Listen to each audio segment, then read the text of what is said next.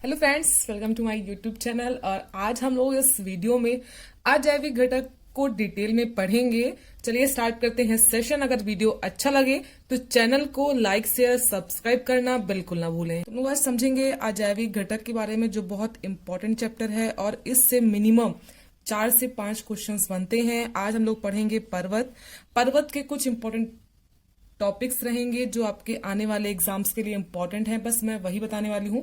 तो पहला है कि विश्व का सबसे ऊंचा पर्वत कौन सा है, तो आंसर हो जाएगा हिमालय पर्वत। पूछेगा नेक्स्ट, विश्व का सबसे ऊंचा जो है वो पर्वत चोटी अगर पूछेगा तब माउंट एवरेस्ट हो जाएगा, और अगर पर्वत पूछेगा तो हो जाएगा हमारा हिमालय। अब अगर नेक्स्ट क्वेश्चन बनता है कि विश्व का सबसे लंबा पर्वत पूछेगा तो आंसर हो जाएगा एडीज पर्वत। वो है कहां पर, दक्षिण अमेरिका में। अब अगर क्वेश्चन यह बने कि भारत की सबसे ऊंची पर्वत चोटी कौन सी है, तो केटू गार्डन आस्टिन है, और यह कहां पर है, जम्मू कश्मीर में काराकोरम दर्रे में है। नेक्स्ट है कि दक्षिण भारत की सबसे ऊंची पर्वत चोटी तो हो जाएगा अनाईमुदी, और यह है किस पर, अन्नामलाई पर्वत पर। और अन्नामलाई पर्वत है कहां पर, वह है केरल राज्य में। तो आप पढ़ेंगे कुछ डिटेल्स कि पर्वत के कुछ जो क्वेश्चंस बनते हैं हमारे टेट हो या फिर सी टेट हो या फिर हमारा सुपर टेट हो, जो भी ये क्वेश्चंस बनेंगे उन क्वेश्चन पे पर्वतों पर डिटेलिंग करेंगे। तो पहले हम लोग समझेंगे आज अरावली पर्वत के बारे में, और अरावली पर्वत से जो भी इंपॉर्टेंट क्वेश्चंस बनने वाले हैं आपके एग्जाम्स को लेकर, उन सारे क्वेश्चंस की डिटेल की चर्चा मैं आपको करने वाली हूं। तो चलिए पढ़ते हैं इसका विस्तार। अरावली पर्वत का विस्तार जो है वह है गुजरात, राजस्थान, हरियाणा और दिल्ली में है।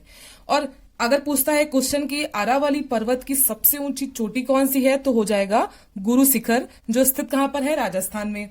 अब नेक्स्ट क्वेश्चन क्या बनता है कि अरावली पर्वत को अवशिष्ट पर्वत के नाम से जाना जाता है। क्यों ऐसा कहते हैं, क्योंकि अरावली पर्वत जो है वह विश्व का सबसे पुराना पर्वत है, इसीलिए अरावली पर्वत को अवशिष्ट पर्वत के रूप में जाना जाता है।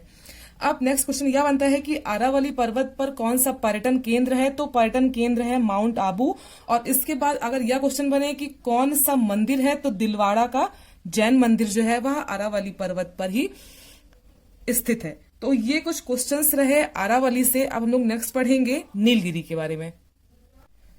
तो अब हम लोग पढ़ने वाले हैं नीलगिरी पर्वत के बारे में। नीलगिरी पर्वत का जो विस्तार है वह 3 राज्यों में है, केरल, कर्नाटक और तमिलनाडु की सीमा पर है। यह क्वेश्चन कई बार बहुत सारे एग्जाम्स में आया है, इवन यूपी टेट में ही 2 से 3 बार आ चुका है। नेक्स्ट क्वेश्चन है पर्यटन केंद्र।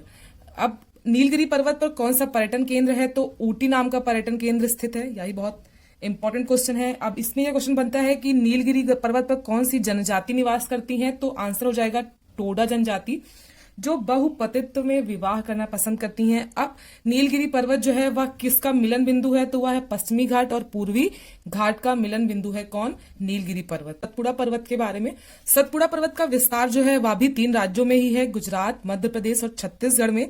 सतपुड़ा पर्वत की सबसे ऊंची चोटी है वह है धूपगढ़। सतपुड़ा पर्वत पर कौन सा पर्यटन केंद्र है, तो वह है पंचमढ़ी और अमरकंटक। अब इससे जो क्वेश्चंस बनते हैं वो मैक्सिमम जो है ये भी इंपॉर्टेंट है, और यह दोनों जो पर्यटन केंद्र है वह भी मध्य प्रदेश में है।